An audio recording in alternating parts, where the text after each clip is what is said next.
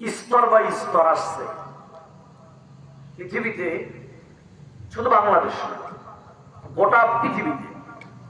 যদি মানুষের নীতি নৈতিকতা পরিবর্তন কেউ করতে চায়, সমাজ, রাষ্ট্র, দেহ, মন, ঘর, বাইরে, যে কোনো জায়গাতে মানুষ যদি মনে করে এই জায়গার পরিবর্তনের দরকার, তাহলে সে মানুষের উচিত পৃথিবীর সব মতবাদ ছেড়ে দিতে হবে, সব নিয়ম কানুন ফেলে দিতে হবে, গ্রহণ করতে হবে আল্লাহ পাকের নাযিলকৃত কি বলেন না, মুখ খুলে বলেন আল্লাহ কোরআন। কোরআনের ব্যাপার আল্লাহ পাক কি বলে শোনেন। আল্লাহ তাআলা বলেন, আল্লাহ পাক তার কালাম সম্পর্কে নিজেই বলেন, লাকাদ কানা লাকুম ফি রাসূলিল্লাহি উসওয়াতুন হাসানাহ। মানুষ তার জীবনকে পরিবর্তন করবে কিভাবে? সে যুবক হোক, বুড়া হোক, নারী হোক আর পুরুষ হোক। আল্লাহ তাআলা পৃথিবীর সব মানুষকে ডাক দিয়ে বলেন, ফি রাসূলিল্লাহ। দুনিয়ার মানুষ যদি ভালো হতে চাও, উত্তম হতে চাও, যে কোনো ধরনের যে কোনো লাইনে যদি জীবনের কামিয়াবি অর্জন করতে চাও, জীবনের সাকসেস যদি দেখতে চাও, জীবনটাকে যদি উন্নত মানের শিখরে নিতে চাও, আল্লাহ বলেন তুমি হও যুবক, হও মুরব্বী, হও নারী, হও পুরুষ, হও নেতা নেত্রী, ইমাম, মুয়াজ্জিন, বক্তা, জীবনটা যদি সুন্দর করে সাজাতে চাও, রাসূলিল্লাহি উসওয়াতুন হাসানাহ। একজন মানুষের জীবনকে বারে বারে ফলো করো, যে মানুষটির নাম হলো মুহাম্মদুর রাসূলুল্লাহ সাল্লাল্লাহু আলাইহি ওয়াসাল্লাম। যদি আল্লাহর নবীর জীবনকে কেউ ফলো করে, যে নবীর যদি মনে করে আমি আমার এই 3.5 ঘর বডিরে শ্রেষ্ঠ বানাবো, তাহলে পায়ের তালু থেকে মাথার তল পর্যন্ত কোন জায়গা কেমন হবে, আমার মোজ কেমন হবে, চুল কেমন হবে, দাড়ি কেমন হবে, গায়ের পোশাক কেমন হবে, এরপরে যা কিছু আছে আল্লাহ পাক বলেন গোটা দেহটারে যদি সাজাতে চাও, তাহলে আমার নবীর জীবনকেই ফলো করে নাও, কারণ নবীর জীবনের মধ্যে উত্তম আদর্শ। সুবহানাল্লাহ। নবীর জীবনে মানুষের জন্য শ্রেষ্ঠ আদর্শ। এবার আসে ব্যক্তিগত জীবন থেকে আমরা এবার পরিবারে যাই। কেউ যদি মনে করে পরিবারটা ভালো হবে, অশান্তি হবে না, স্ত্রী আমার কথা শুনবে, পরকিয়া করবে না, ছেলে মেয়ে অবৈধ ভালোবাসা করবে না, স্বামীরে ঘরে রেখে স্ত্রী আর এক পুরুষের সঙ্গে পরকিয়া করবে না, স্বামীও ঘরে বউ রেখে বাইরে নারীর সঙ্গে তারা কামে লিপ্ত হবে না, স্বামী বিদেশ, স্ত্রী দেশে বৈশা আর এক পুরুষের সঙ্গে নষ্টামি করে, ফুষ্টামি করে, এটা যদি বন্ধ করতে হয়, তাহলে নবীজির পরিবার যেমনে চালাইছে ওই আদর্শ দিয়া আমার আপনার পরিবারও চালাইতে হবে। ঠিক কথা কি বোঝা যায়? হ্যাঁ, কথা ঠিক না ভাই? আল্লাহর নবী পরিবার চালাইছেন কেমনে? একটা আয়াত শোনেন, তাকান। শহরের মা বোনেরা আপনারা তো স্মার্ট, ভালো করে শুনবেন যদি আওয়াজ কানে যায়, কারণ আপনার এই স্মার্টতা, আপনার এই স্মার্ট তখনই আল্লাহর কাছে কবুল হবে যখন আল্লাহর আয়াত মোতাবেক আপনি নারী আপনার জীবন চলবে। ঠিক কিনা বলেন ভাই? পরিবার কেমনে চলবে? আল্লাহ পাক কোরআনের ভিতরে 2 আয়াত বলেন। 1 নাম্বার হলো কু আনফুসাকুম ওয়া আহলিকুম নার। ও নবী, তুমি নিজে নিজে জাহান্নাম থেকে বাঁচো, পরিবারকে বাঁচাও। এটা শুধু নবীর জন্য নয়, কিয়ামত পর্যন্ত যত মানুষ পৃথিবীতে আসবে আল্লাহ প্রত্যেক গার্জিয়ানকেই বলেন নিজে জাহান্নাম থেকে বাঁচো, পরিবারে বাঁচাও। আগে কে বাঁচবে? আগে কে বাঁচবে? আগে নিজে। নিজে যদি না বাঁচি আর একজনের খবর নিয়ে লাভ আছে? কেননা কিয়ামতের দিন এই ছেলে মেয়েরা গার্জিয়ানদের বিরুদ্ধে মামলা করবে। ইন্না আতানা সাদাতানা ওয়া কুবরানা ফাআদাল্লুনা আস-সাবিলা। কিয়ামতের দিন প্রত্যেকটা অনুসারীরা আল্লাহকে ডাকতে হবে, আল্লাহ কোথায় আমার সেই মুরব্বীরা, আমার সেই নেতারা, আমার সেই বড়রা যারা আমাদেরকে দুনিয়াতে পরিচালনা করতো, আজকে সেই বড়রা কোথায়, সেই নেতারা কোথায়? সাদাতানা ওয়া কুবরানা, আমার নেতারা কোথায় আর আমার মুরব্বীরা কোথায়? যেই নেতাদের কারণে আমি দুনিয়ায় ভালো কাজ করতে পারি নাই, যেই সমস্ত মুরব্বীরা আমাদেরকে কোরআনের পথে চালাই নাই, যেই সমস্ত মুরব্বীরা আমাদেরকে আল্লাহর কোরআন শিক্ষা দেয় নাই, জীবনের ছোট্টবেলা থেকে শুরু করে আমাদেরকে দুনিয়ার শিক্ষার পিছনে কাটাইছে, সরকারি চাকরি কেমনে হবে এই ধান্দায় মাথার তার তুলসিরা গেছে, আল্লাহর কোরআন পড়ায় নাই, ইসলামী শিক্ষা দেয় নাই, এমন অসচেতন গার্জিয়ান বলেন তো আছে না নাই? কথা কথা কি নাই? সরকারি চাকরি কেমনে হবে, সে ভালো চাকরি পাবে কেমনে? হয় পুলিশ হবে, নাহলে আর্মি হবে, ডাক্তার হবে, ডক্টর হবে, তো হিসাব তো ভালো, হিসাব ভালো, কিন্তু এই চিন্তার কারণে আল্লাহর কোরআনটাই পড়াই নাই।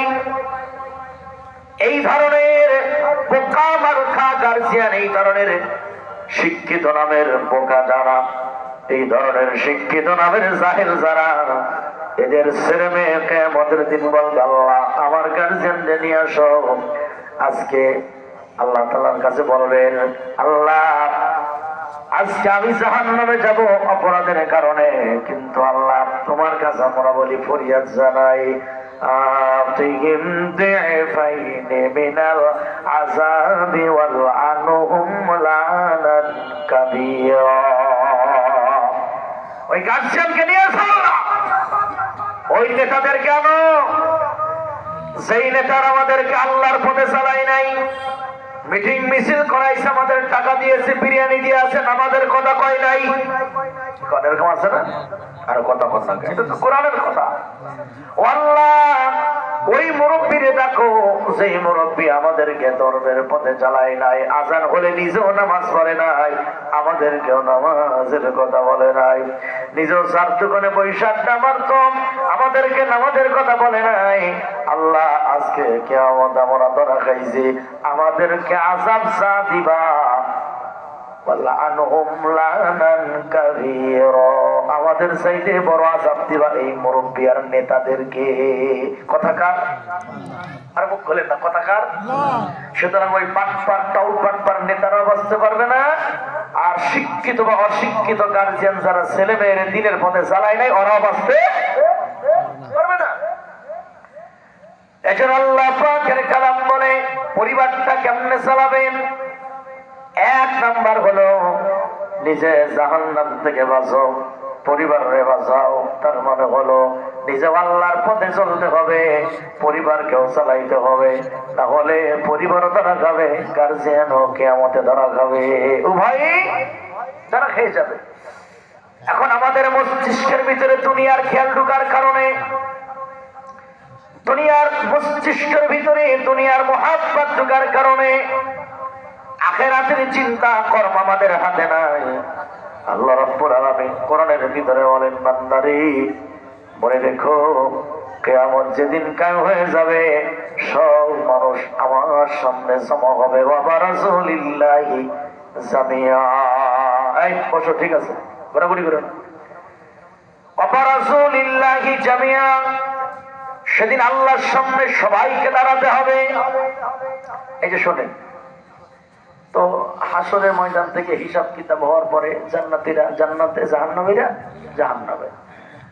তো জান্নাতীদেরকে নিয়ে তো কোনো কথা নাই, বাকি কথা হলো জাহান্নামীদেরকে নিয়ে। কি কথা? জাহান্নামীরা জাহান্নামে ঢোকার পরে সূরা মুলকের ভিতরে আল্লাহ বলেন, তাকাদু তামাইয়াজু মিনাল গায়জ কুল্লামা উলকিয়া ফিহা ফাওজুন সাআলাহুম খাজানাতুহা আলাম ইয়াতিকুম নাযীর। জাহান্নামের দারোগারা, জাহান্নামের রক্ষী যারা, ওরা জাহান্নামীদের প্রশ্ন করবে, এই তোরা জাহান্নামে কেন আসিস? অপরাধ কি ছিল? তোরা কেন জাহান্নামে আসিস? জাহান্নামের গর্জন, জাহান্নামের তর্জনে জাহান্নামীদের কলিজার পানি শুকাইয়া যাবে। আর প্রশ্ন করা হবে, রে জাহান্নামীরা জাহান্নামে কেন আসছিস? উত্তরটা দেখেন তো মেলে কিনা। তখন জাহান্নামীরা বলবে, প্রশ্ন করা হবে, আলাম ইয়াতিকুম নাযীর। এই কপাল পোড়া জাহান্নামীরা, দুনিয়াতে কেউ কি তোদেরকে আল্লাহর কোরআন দিয়ে ডাকে নাই? কোরআন শোনায় নাই তোদের? ইসলামের দাওয়াত কি তোদেরকে কেউ দেয় নাই? এই কপাল পোড়া, আল্লাহর কোরআনের পথে তোদের কেউ কি ডাকে নাই? সতর্ককারী কি তোদের কাছে আসে নাই? কেউ কি বলে নাই এইটা জান্নাত, এইটা জাহান্নাম, এই পথে চলো না, এই পথে চলো? এমন কথা দুনিয়াতে কেউ কি তোদেরকে বলে নাই? এ প্রশ্ন করবে কারা? জাহান্নামের দারোগা, রক্ষীরা। জাহান্নামীরা উত্তর দেবে, ক্বালু বালা ক্বাদ জাআনা নাযীর।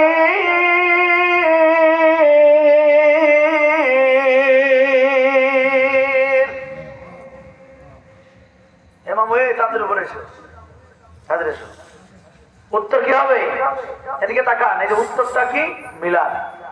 জাহান্নামীরা কবে, ক্বালু বালা হ্যাঁ ক্বাদ জাআনা নাযীর, আমাদের কাছে এসেছিল সতর্ককারী। এদিকে তাকান, সতর্ককারী কাদের বলা হয়?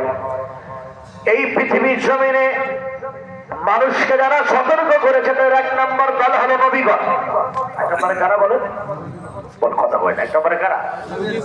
এক নম্বরে নবীগণ। আল্লাহ পাক নবীদেরকে দিয়া জাতিরে সতর্ক করাইছেন। মিলান মিলান নবীরা আল্লাহর ইলম দিয়ে, আল্লাহর কথা দিয়ে মানুষকে সতর্ক করেছেন।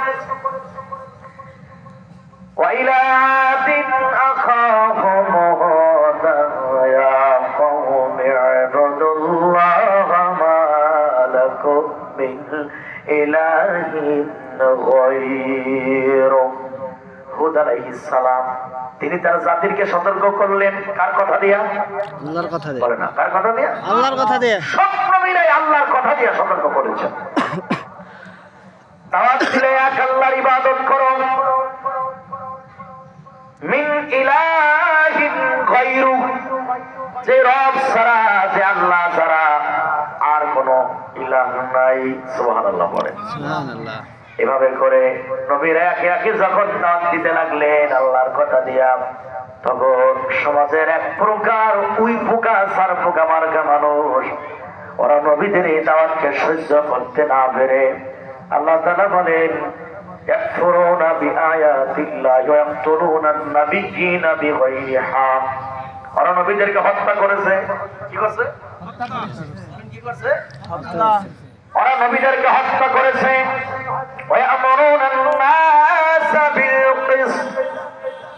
আর নবীদের পক্ষে যারা কথা বলিত, নবীদেরকে যারা সমর্থন করত, ওই জালিমের বাদশারা তাদেরকে হত্যা করেছে। ঠিক কিনা? নবীরা সত্যের দাওয়াত দিচ্ছে, নবীদের হত্যা করেছে। নবীদের পক্ষ যারা নিয়েছে তাদেরও হত্যা করেছে। এই হত্যার ধারাবাহিকতা কিন্তু এখনো বন্ধ হয় নাই। সত্য কথা বললে যে হত্যা করে, এর ধারাবাহিকতা কি বন্ধ হয়েছে? আসসালামু আলাইকুম। আলোচনাতে আছে, কি বলবেন? ঠিক আছে, ইনশাআল্লাহ পরে ফোন দিই, আলোচনা শেষ করে। এই যে এখন কিন্তু একটা বোম ফেলাবো, খেয়াল করেন, এখন একটা বোম পড়বে পাতিলের উপরে, না দেহে যদি ফেলাবো, হ্যাঁ এটা হলো হকের বোম। হত্যা এর ধারাবাহিকতা বন্ধ হয়েছে না চালু আছে? হ্যাঁ? চালু আছে না? চালু যদি না থাকতো, সত্য কথা বলার কারণে হাতির মাথায় কি গুলি লাগতো না? শরীফ ওসমান হাদি গতকাল মারা গেছে, আপনারা জানেন তো সবাই। আমরা কলিজার থেকে দোয়া করি রব যেন তাকে শহীদ মর্যাদা দান করে।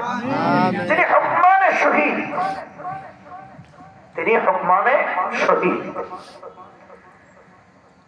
এই সত্য কথা যারাই বলে তাদের উপরে বিপদ আসে। তবে সত্য কথা বলার কারণে কেউ যদি মারা যায়, পরবর্তীতে যে হকের আওয়াজ আর হবে না তা কিন্তু না, বরং একজন সত্যের কণ্ঠধারী মারা গেলে জমিনে আরো 10 জন সত্যবাদী তৈরি হয়ে যায়। কথা ঠিক না ভাই? ওসমান হাদি তার কথাগুলো যারা শুনেছে, তিনি ভারতের আধিপত্যকে বিস্তার করতে দেশে দেন নাই, তার বজ্রকণ্ঠ ছিল। তিনি হকের পক্ষে কথা বলেছেন, তিনি ওলামায়ে কেরামের পক্ষে কথা বলেন, তিনি দেশের পক্ষে কথা বলেছেন। আর আমি মনে করি হাদি তো দুর্নীতিবাজ না, হাদি তো চোর না, ডাকাতও না, হাদি তো ধর্ষণকারীও নয়। ওসমান হাদিরে যারা গুলি করলো এরা তো কাপুরুষের বাচ্চা। এই কাপুরুষের বাচ্চাদেরকে বলি, ওসমান হাদির হত্যা না করে যারা দেশের টাকা বিদেশে পাচার করে এদেরকে গুলি করে মেরে ফেলা। যারা সত্যের কারণে মানুষকে খুন করে, যারা ধর্ষণ করে, যারা খুন ঘুম রাজানে আইনা ঘর যারা তৈরি করে, যারা আলমদেরকে বিনা কারণে 13 বছর কারাগারে কষ্ট দেয়, গুলি যদি করতে হয় এই জালিমদেরকে গুলি করে মারা হোক। এই ধরনের জালিমদের একসাথে গুলি করে বিরাসপার করে মারি ফেলা, এই দেশ শান্তির দেশ হয়ে যাবে। ঠিক কিনা বলেন ভাইয়া? কিন্তু একটা সাহসী সত্যবাদী ভালো মানুষ গুলি খাইল কেন? কোরআন বলে পূর্বেও যারাই সত্যের কথা বলেছে তাদেরকে আক্রমণ করা হয়েছে, তাদের হত্যা করা হয়েছে। তবে এই হত্যার ভিতর দিয়ে, এই আক্রমণের ভিতর দিয়ে আল্লাহ পাক অনেক নবীরে দিয়া তার এলাকায় দিন প্রতিষ্ঠা করেছেন। মুহাম্মদুর রাসূলুল্লাহ মদিনাতে ইসলামিক স্টেট কায়েম করেছে। এই হত্যার ভিতরেই ইনশাআল্লাহ আগামী বাংলাদেশটাও ইসলামের বাংলাদেশ হয়ে যাবে। বলেন ইনশাআল্লাহ। কোনো গালি, কোনো হুমকি ধমকি, কোনো বাজে কথাই এদেশের জনগণ আর শুনবে না। কারণ জনগণ চোখে না দেখে, জনগণ দেখতে পাচ্ছে এদেশে ডাকাত করা, চোর করা, চাঁদাবাজ করা, টেন্ডারবাজ করা, খুনি করা আর ভালো করা, উল্টা পাল্টা কথা বলে জনগণকে বিচ্ছিন্ন করা যাবে না। কথা ঠিক না ভাইজান? আর জনগণকে কোরআন থেকে, ইসলাম থেকে, সত্য থেকে জাতিরে আর ফিরাই রাখতে তোমরা কি পারা যাবে? যাবে না। নবী আলাইহিস সালাম অনেক নবীদেরকে হত্যা করা হয়েছে। কারা করছে হত্যা? এইরকম ভাবে সমাজে আকাম তুকাম, চুরি, ডাকাতি, জিনা, ব্যভিচার, দখলদারি, মানুষকে জোর করে হয়রানি করা, বাড়িঘর দখল করা, জমি জমা দখল করা, এগুলি যারাই করেছে এই মানুষগুলি আল্লাহর নবীদেরকে হত্যা করছে। কেন হত্যা করছে? কারণ তাদের চিন্তা ছিল নবীরা যা বলে এটা তো আমাদের কামের বিরুদ্ধে চলে যাচ্ছে। আসলে নবীরা কি নিজের কথা বলে? কথা বলেন না। নবীরা কার কথা বলে? আল্লাহ পাকের কথা বলে। একটা আয়াত শোনেন, আল্লাহ পাক আমার নবীকে উদ্দেশ্য করে বলেন, وَلَئِنِ اتَّبَعْتَ أَهْوَاءَهُمْ بَعْدَ الَّذِي جَاءَكَ مِنَ الْعِلْمِ مَا لَكَ مِنَ اللَّهِ مِنْ وَلِيٍّ وَلَا نَصِيرٍ। আয়াতগুলি খুব ভালো করে বুঝবেন। আল্লাহ তাআলা বলেন, নবী, আমি আল্লাহর পক্ষ থেকে যে জ্ঞান, ইলম, তোমার কাছে এসেছে, পাঠানো হলো তুমি আমার জ্ঞানের অনুসরণ করো। আর আল্লাহ তাআলার জ্ঞান যে কিতাব আছে, কিতাবের নাম হলো আল কোরআন। আলহামদুলিল্লাহ বলেন, বলেন আলহামদুলিল্লাহ। এই কথার মানে হলো নবী তুমি আমার কোরআনের বাইরে চলবা না।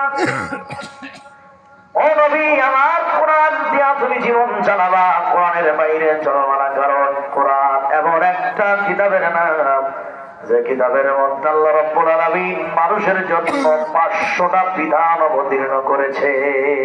সুবহানাল্লাহ। কয়টা? সুবহানাল্লাহ। কতটা বিধান? 500টা। না, এর বাইরে আর কোনো নতুন করে বিধান আমাদের দরকার নাই। আল্লাহ বলেন নবী এই বিধানের অনুসরণ করো। যদি তুমি কোনো কারণে আমার কোরআন, আমার জ্ঞানের বাইরে জীবন পরিচালনা করো, তাইলে মনে রাখবো নবী আমি আল্লাহর হাত থেকে তুমিও রক্ষা পাবা না।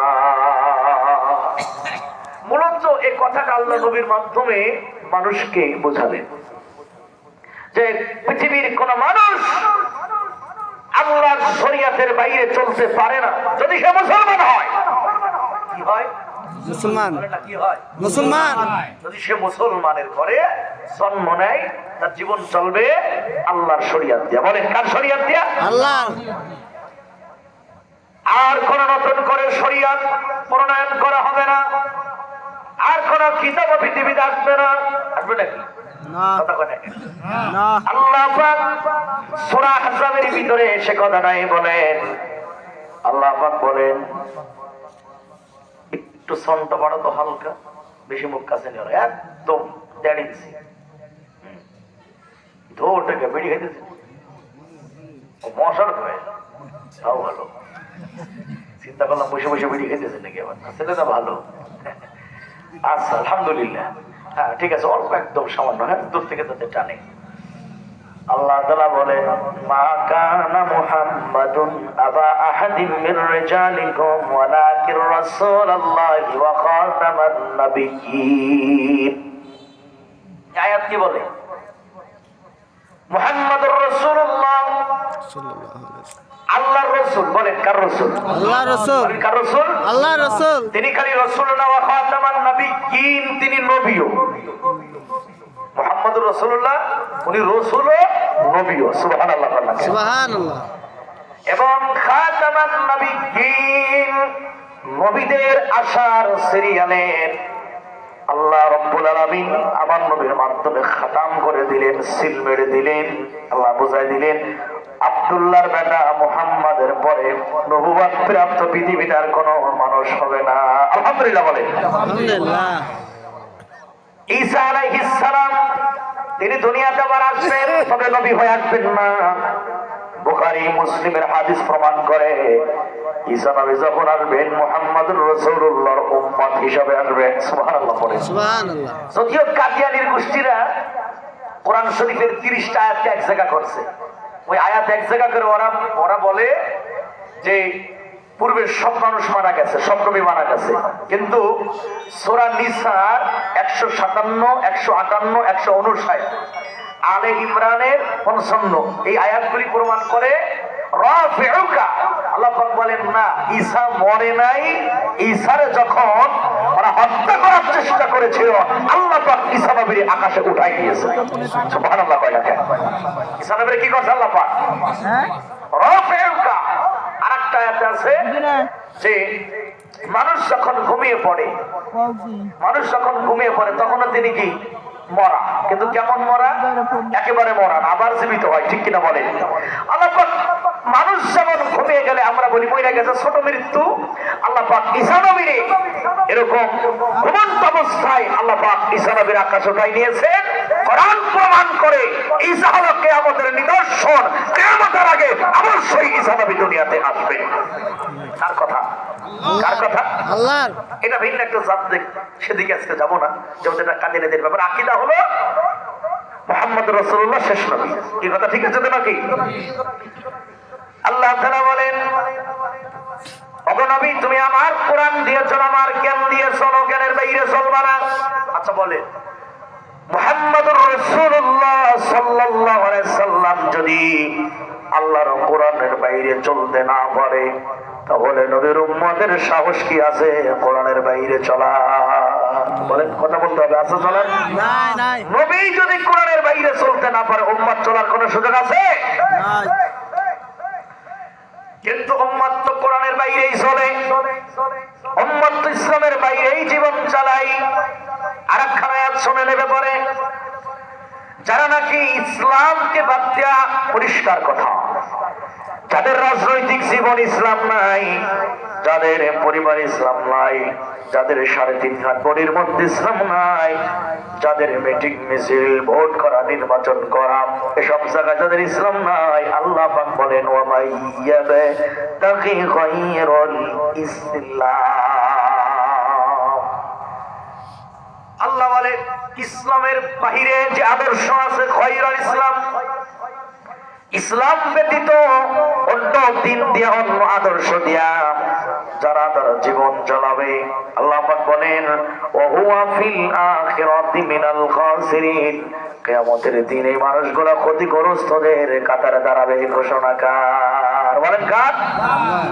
আমি খুব শান্তভাবে একটা মেসেজ আপনাদের ক্লিয়ার করে দিই।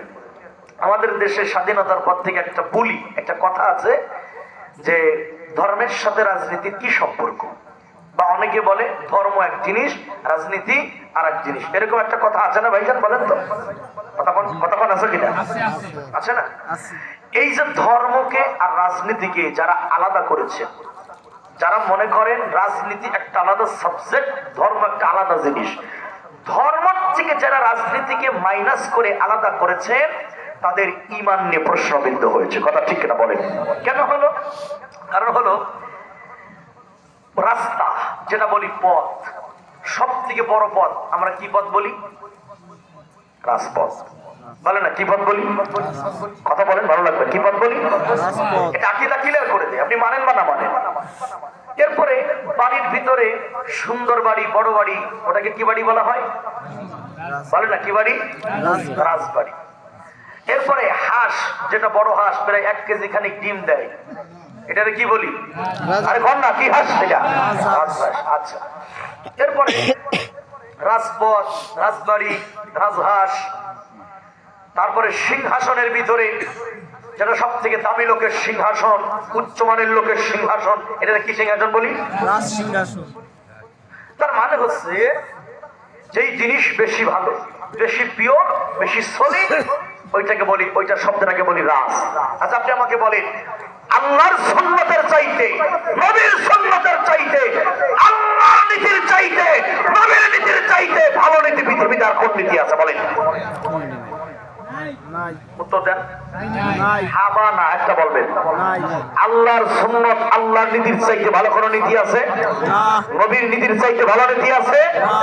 তাইলে রাস্তার মধ্যে যদি রাস্তা বড় হলে রাজপথ হয়, হাঁসের মধ্যে হাঁস যদি বড় হলে রাজহাঁস হয়, বিল্ডিং এর মধ্যে বিল্ডিং বড় হলে যদি রাজবাড়ি হয়, শহরের ভিতরে, দেশের ভিতরে শহর উন্নত মানের হলে যদি রাজধানী হয়, তাইলে নীতির মধ্যে তাই নীতি বড়, ওটাই হলো রাজনীতি।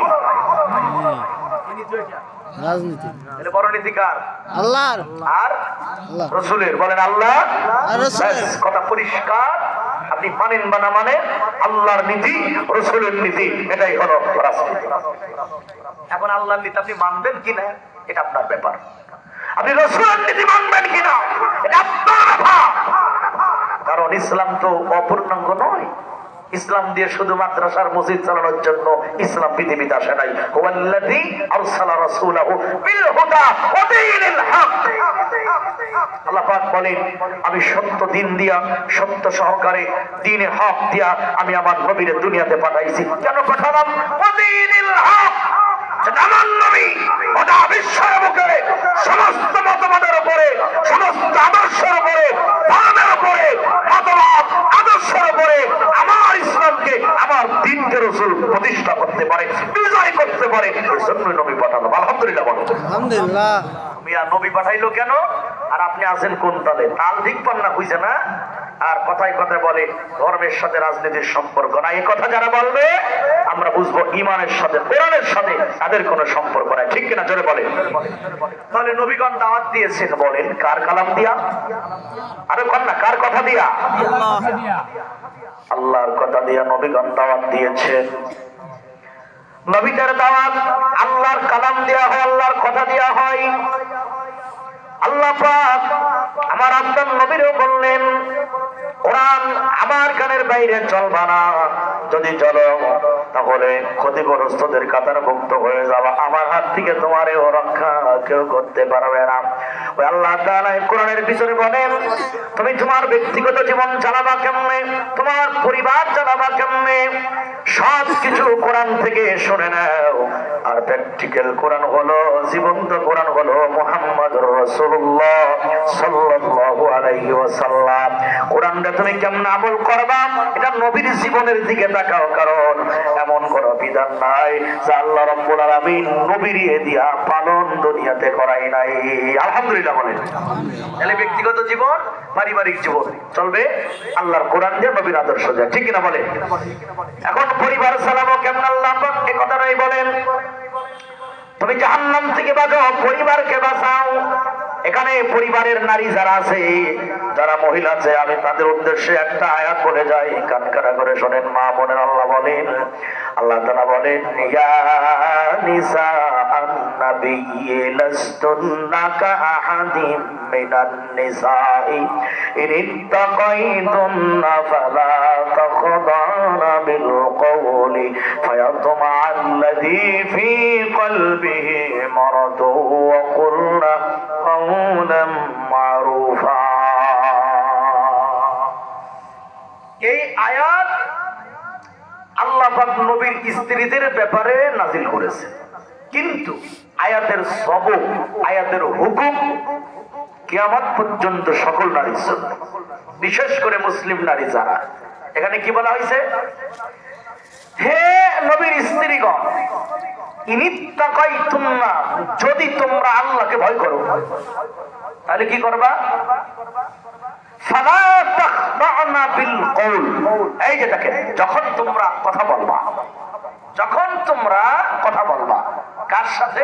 বিশেষ করে নারী পুরুষের সাথে, বিশেষ করে যেন যখন কথা বলবা, আল্লাহ তাআলা বললেন মারাদ, এই মারাদের দিকে লক্ষ্য রাখবা। মারাদ মানে হলো পুরুষের অন্তরের ব্যাধি। কোন ব্যাধি? এই ব্যাধি কোন ব্যাধি? পুরুষের অন্তরে নারীর প্রতি যে দুর্বলতার ব্যাধি আছে, পুরুষের অন্তরে নারীর প্রতি যেই দুর্বলতার ব্যাধি আছে, পুরুষ নারীর কণ্ঠ শুনলে দুর্বল হয়ে যায়, আবেগী হয়ে যায়। পুরুষ নারীর চেহারা দেখলে আবেগী হয়ে যায়, কন্ট্রোল হারায় ফেলায়। তবে ওই বান্দা নয় যে বান্দা ওয়া আতাহুম তাকওয়াহুম, তবে যে বান্দা যার ভিতর তাকওয়া আছে, ওই তাকওয়া আরো বাড়ে। তাকওয়া আরো কি হয় বলেন? তাকওয়া আরো, আর যার তাকওয়া বাড়তে থাকে, ওই মানুষ কখনো পরনারীর দিকে তাকাইলে কন্ট্রোল হারায় না। কিন্তু যার মধ্যে তাকওয়া নাই, ওই নারী, ওই পুরুষ নারীর কণ্ঠ শুনলে এই আবেগী হয়ে যায়, কন্ট্রোল হারা হয়ে যায়। আর এই কন্ট্রোল হারা যখন হয়ে যায়, তখন এই নারীকে ধর্ষণ করা হয়, ইফটিজিং করা হয়। কথা বলেন ঠিক কিনা? আল্লাহ পাক বলেন, দুনিয়ার নারীরা যার মধ্যে মারাদ ব্যাধি আছে, অর্থাৎ পুরুষের সঙ্গে যখন কথা বলবা, কমল সুরে কথা বলবা না।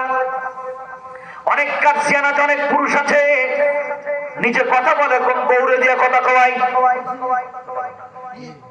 বলেন আছে কি?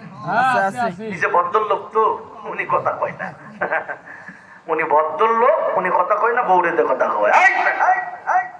নারীর কণ্ঠ সদর অন্তর্ভুক্ত, নারীর কণ্ঠ পর্দার অন্তর্ভুক্ত।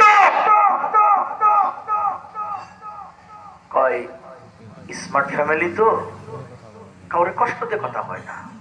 আরে বাবা, কষ্ট দিতে আল্লাহ বলে নাই, আল্লাহ ফাজলামি করে কথা কইতে বলে নাই। তোমার একেবারে বিলি বলা লাগবে কথা কর সময়, ঠোঁট রে চিকুন করে পাকন করে কথা কওয়া লাগবে, এটাও করা যাবে না। এই সমস্ত আয়াতের বিধান আল্লাহ নবীর মাধ্যমে গোটা জাতিরে দিলেন। কিন্তু দুঃখ হইল কোন জায়গা জানেন, জাতির লোক এগুলা শুনতেও চাই না, মানতেও চাই না। প্রত্যেকটা পুরুষের দায়িত্ব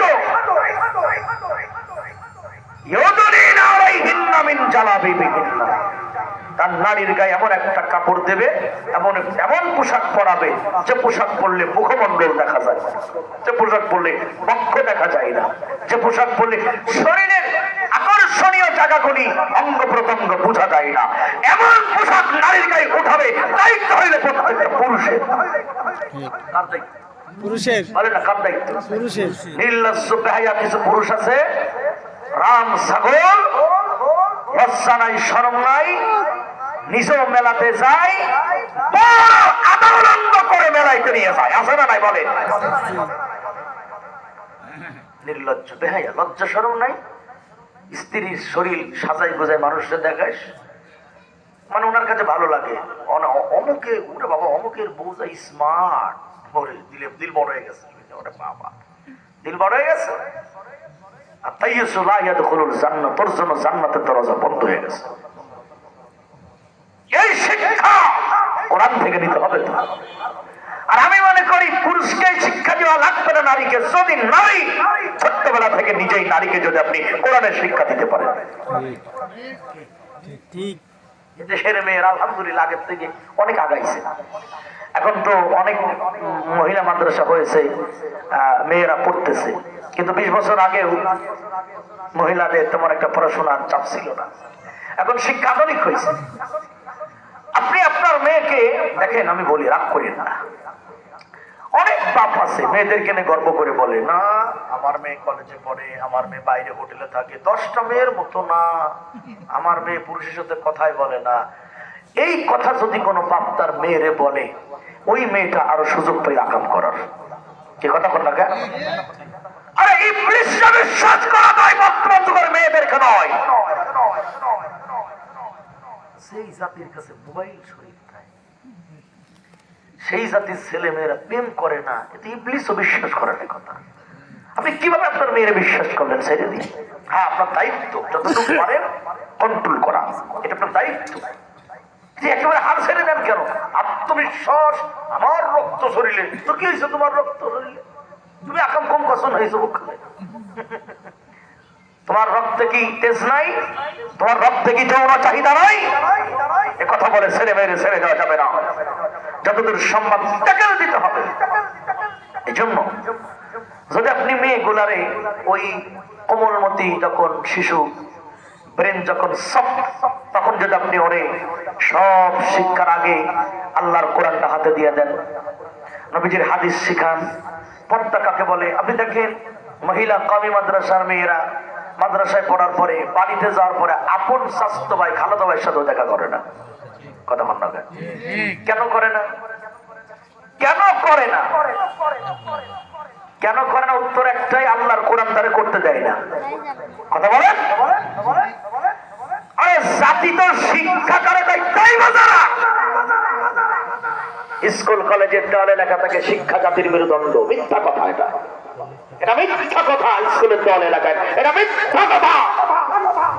যে স্কুলের শিক্ষাতে, যে প্রাইমারি কেজিআর প্যারা কোচিং সেন্টারে, যে বিশ্ববিদ্যালয়ের শিক্ষাতে আমার আল্লাহ কোরআনের শিক্ষা নয়, কোরআনের তাফসীর নয়, সেই শিক্ষা কখনো জাতির মেরুদণ্ড হতে পারে না। আমি চ্যালেঞ্জ করে বলছি, ফরিদপুর শহরে একটা শিক্ষিত আনেন, যদি কোন আলেমের কাছে না শেখে, মাদ্রাসার থেকে না শেখে, আমি চ্যালেঞ্জ করে বলবো বিশ্ববিদ্যালয় পড়ে আসার পরে ও জানাজার বড় দোয়া পারবে না। জানাজার যে বড় দোয়া, লাস্টের দোয়া পারবে না।